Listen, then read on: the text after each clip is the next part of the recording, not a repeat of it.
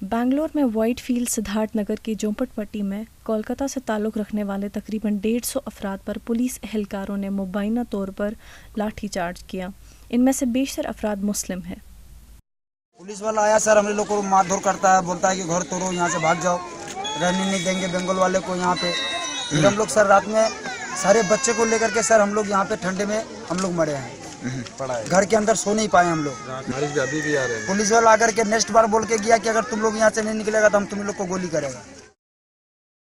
इन अफराद का कहना है कि पुलिस इन्हें गैर कानूनी बांग्लादेशी पनाह गज़ीन तस्वुर करती है और इन्हें जराइम, असमत फरोशी और दहशतगर्दी के मामलात में मुलव्वस समझती है।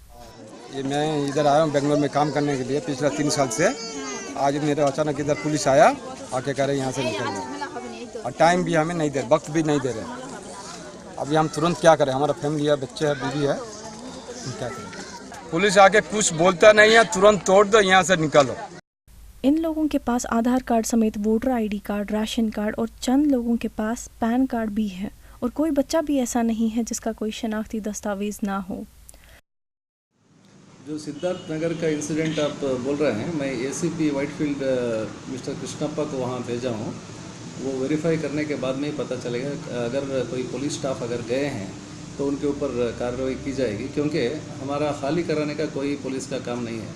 लेकिन पुलिस क्या कर सकती है, वहाँ के जो लैंड ओनर्स हैं उनको बुला के उनका जो जिसे भी रेंट को दिए हैं उनसे उनका डॉक्यूमेंट वगैरह मांगा के चेक करवा सकते हैं। लेकिन पुलिस सीधे जाके खाली कराने का कोई पुलिस को कोई हक नहीं बनता।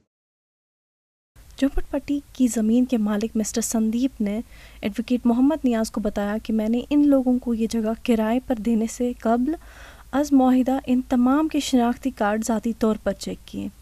ईटीवी भारत के लिए रफ़ीक मुल्ला की रिपोर्ट।